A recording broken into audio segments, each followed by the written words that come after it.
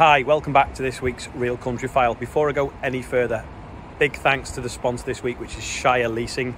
So they dedicate themselves for finance for farms, whether it be livestock, machinery or other assets. Check them out. There's a QR code to think about there at the moment if Angela's put it in the right place. And obviously the link is also going to be below this video.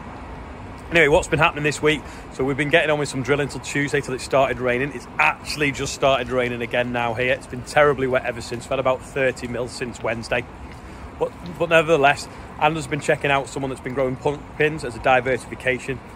And first, we're going to go over to Stephen, who's going into a farm that's made an investment in the subsoil and it's made a massive difference. But first, let's visit a farm that's used finance for farms to keep their business afloat in these difficult times. When the cows first went ill, we didn't know what was wrong, to the point that the original herd of cows had to be culled out because they were so ill. And then we restocked in 2015 and we ran into the same problems very quickly. Then we realised with some sort of toxicity issue on the farm. Being and looked at a herd of cows, and the auctioneer recommended Cheshire Leasing to have a discussion with. I phoned Charlie Craddock initially, and we just talked about the situation. We were in a bit of a hopeless situation, to be honest. We had a bit of money in the bank. Charlie took the details and went away and just looked to see what they could do to help us at the time. If Shire hadn't have come along, we wouldn't have been here. We just bought a lot of cows using Shire as the funder to get us back up into a sustainable position where we can battle forward. You can hardly get hold of anybody to speak to in the bank, to be honest. As Shire, pick up the phone, Jack's number, Charlie's number, and you're right there. I wouldn't say we're out of the woods yet by any means, but the treadmill's spinning, the cash is coming in the door, the milk's in the tank, and it wouldn't have been without Shire.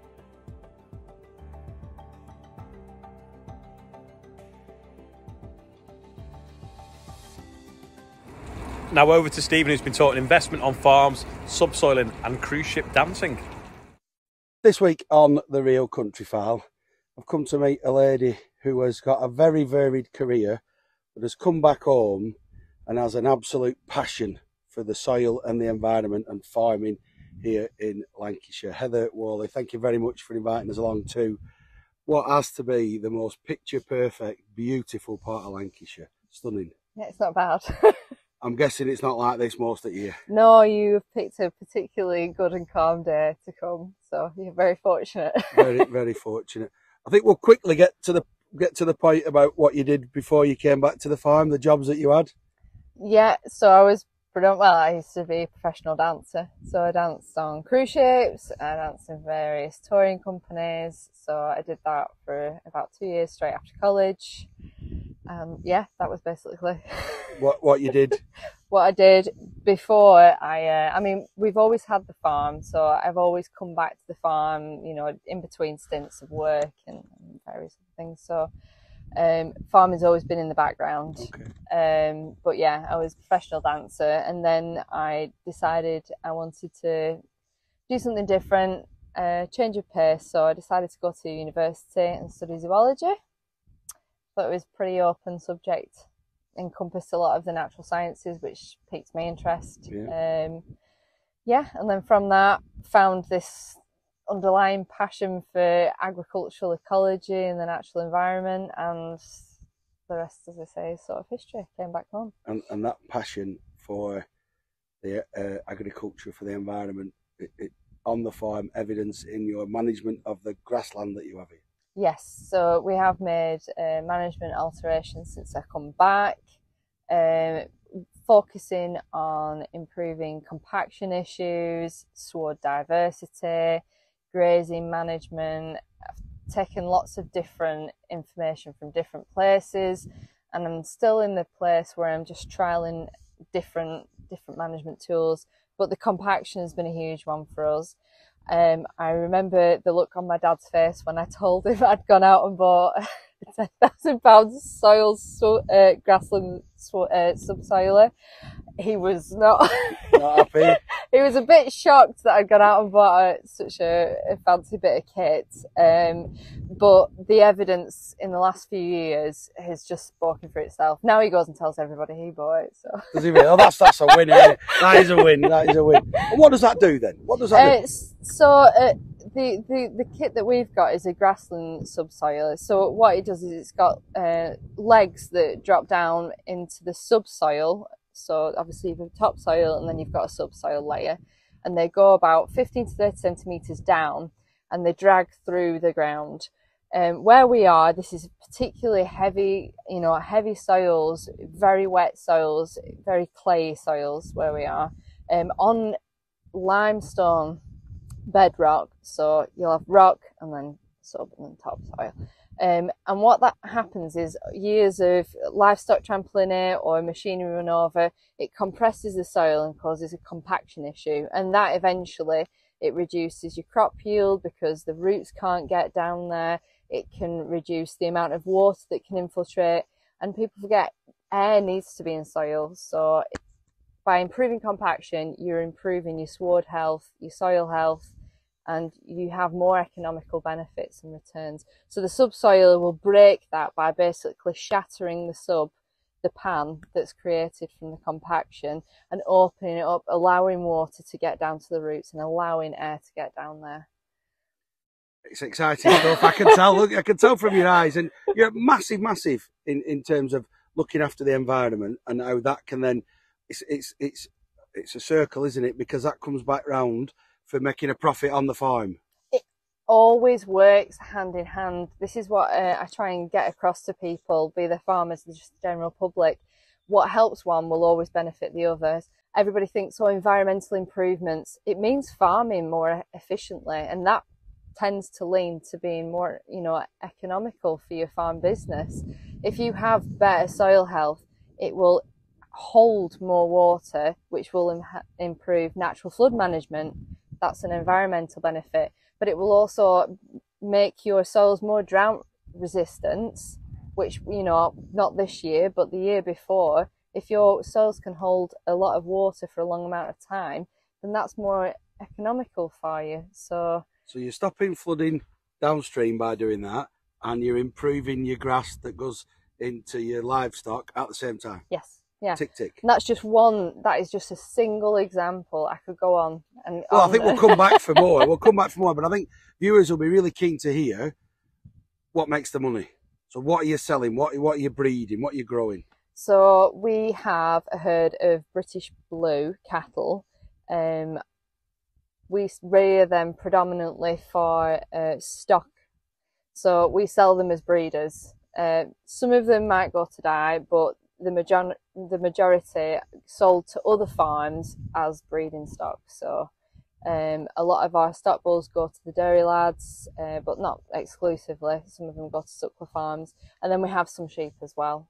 So you're managing the genetics then within the British Blues, and you're improving calving and meat content. Huge focus on genetics. Carcass, yeah. When I came back, I stopped, walked away and looked at what we were trying to achieve as a breed. It's a very unique breed, is British Blues, because it carries the double muscle gene, and I don't know whether you've seen most of them. Some of them can be quite extreme animals.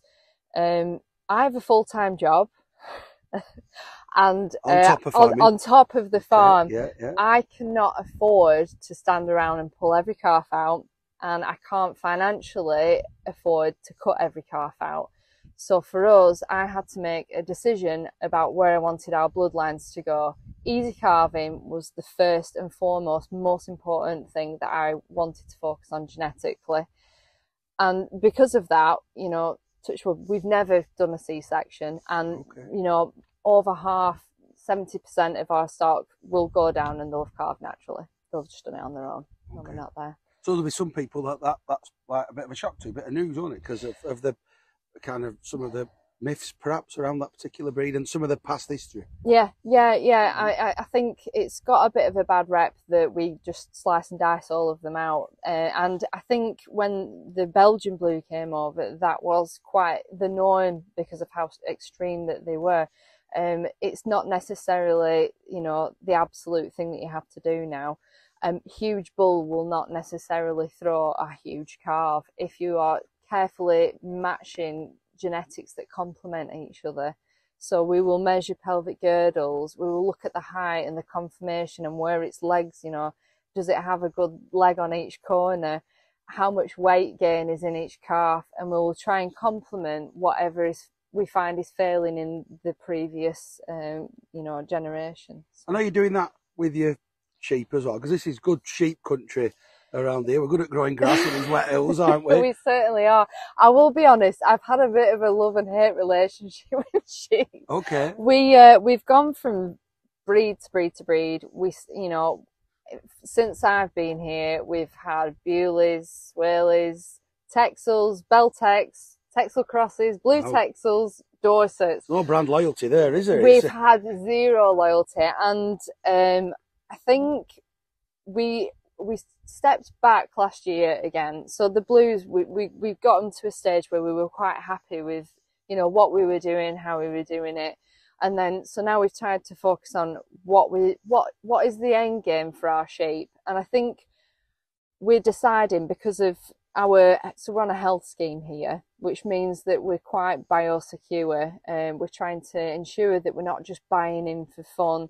You know, we want to produce our own stuff and make sure that it's genetically good and has a low disease risk. So we've decided we're going to try and produce our own maternal sheep lines instead of terminal stock, you know, so the fat lambs to go to die.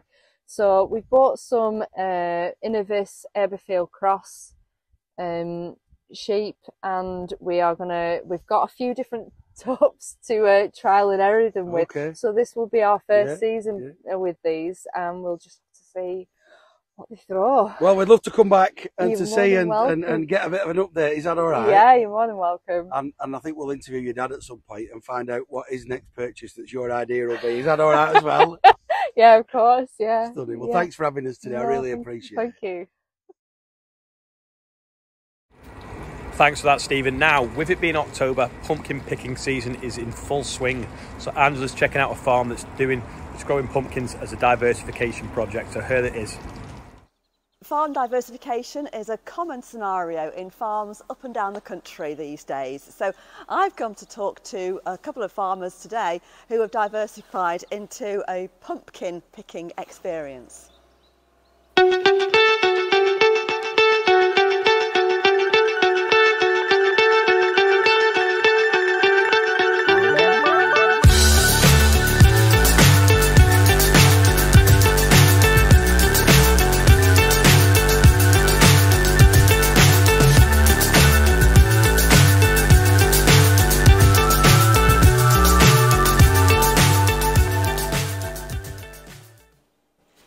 So I'm in the shed now with Andrew and Stacey Broster, who own this farm here. So Andrew, can you just give us an overview of what this farm enterprise actually incorporates? Because obviously you're a farmer first and foremost from a livestock and arable point of view before the pumpkins came along. Yeah, so we grow potatoes for chipping and bagging, and we rear calves through to finish really, and finished store cattle that we buy along the way. Okay, right. So how many on the calves and cows side of things have you got, quantity-wise? So around 800 animals on the farm. Okay, right. But it's not just you two working here, there's a wider family part to the enterprise, isn't there? Yeah, so there's my mum, my brother, his girlfriend help on the weekends with the pumpkins. Yeah, the grandmas and granddads come on the car parking and all mucking. Yeah, that's it. So Stacey, what was it that originally was the sort of the catalyst for thinking, right, we need to do something in addition to the core farming activities, really? We've been thinking about it for years. We kept saying, shall we do pumpkins? And then all of a sudden Andrew just said, right, let's do it.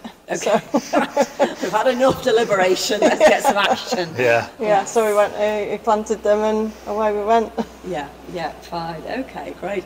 So to start with, you actually opened up the pumpkin trail during lockdown. So timing wise, was that a pretty good scenario for you?